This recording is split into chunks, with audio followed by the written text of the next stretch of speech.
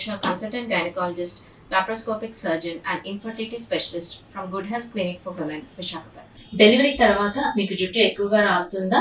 So దానికి గల కారణాలు అండ్ దాన్ని ఎలా కంట్రోల్ చేయాలో ఈ రోజు మనం ఈ వీడియోలో తెలుసుకుందాం. సో జనరల్ గా చాలా మంది ఆడవాళ్ళకు మోస్ట్ కామన్ గా ఉండే కంప్లైంట్ ఏంటంటే డెలివరీ అయిపోయిన తర్వాత జుట్టు విపరీతంగా రాలిపోతుంది. మనకి గమనిస్తే ప్రెగ్నెన్సీ టైంలో హెయిర్ అనేది మనకు అసలు ఊడదు. ఫస్ట్ ఎందుకు ఊడదు?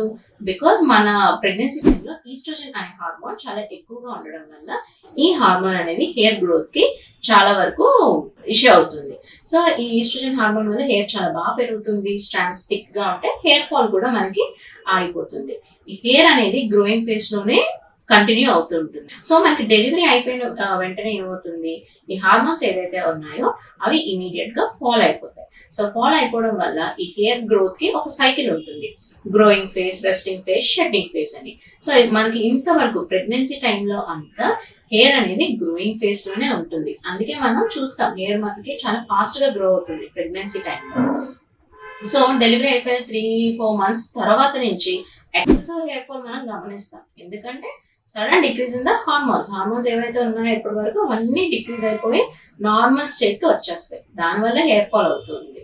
సో హెయిర్ గ్రోత్ సైకిల్ ఇప్పుడు షెడ్డింగ్ ఫేజ్ లోకి వెళ్ళిపోతుంది. దానివల్ల ఎక్సెసివ్ గా హెయిర్ ఫాల్ అవుతుంది. అది ఒక కారణం. నెక్స్ట్ ఏంటంటే ఇది మనం గమనించాల్సింది ఏంటంటే ఇది ప్రతి ఒక్క ఫీమేల్ లో, ప్రతి ఒక్క డెలివరీ అయిన ఆడవాళ్ళలో ఇది చూస్తాం. ఇది కామన్ ప్రాబ్లం. అండ్ నెక్స్ట్ ఏంటంటే it's a self resolving issue. అంటే ఇలా హెయిర్ ఫాల్ అనేది అయ్యి మళ్ళీ ఒక 12 months కల్లా మీకు నార్మల్ హెయిర్ అనేది గ్రో అవడం స్టార్ట్ అవుతుంది. So it is self resolving issue. దీనికోసం ఇదేది భయపడిపోవాల్సిన విషయం, వర్రీ అవ్వాల్సిన విషయం అయితే కాదు. నెక్స్ట్ ఏంటంటే జనరల్ గా పోస్ట్ డెలివరీ, అంటే డెలివరీ అయిపోయిన తర్వాత ఇట్స్ అ స్ట్రెస్ఫుల్ కండిషన్. మన ఫోకస్ అంతా బేబీ పైన వెళ్ళిపోతుంది. మన పైన మనం ఫోకస్ అనేది పెట్టుకోం. సో దానివల్ల ఏమవుతుంది, అదొక నిద్ర సరిగ్గా ఉండదు. సో అదొక స్ట్రెస్ మళ్ళీ హెయిర్ ఫాల్ ని కాజ్ చేస్తుంది.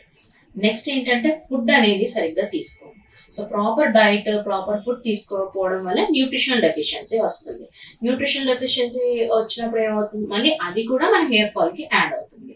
సో ఇవన్నీ కలిపి మనకి హెయిర్ ఫాల్ ని లీడ్ చేస్తాయి.